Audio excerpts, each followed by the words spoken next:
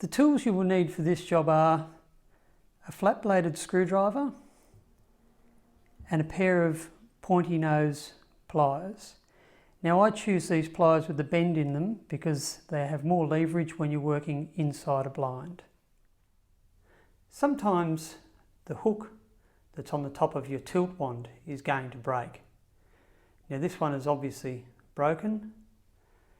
That's how they are supposed to look.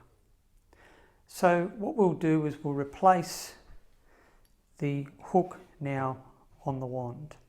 So the first thing we do is we get our pliers, and on the pliers they have a cutting section.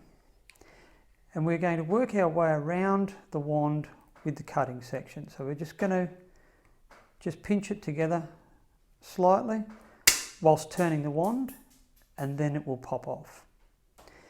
Now the next thing we're then going to do is to fit the new hook.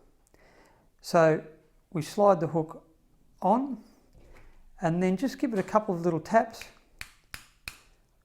with the pliers to hold it in place. When we fit the wand,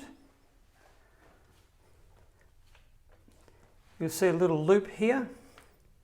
What we do is we line up the hook itself, clip it into place, roll it down, and that is the wand hook repaired.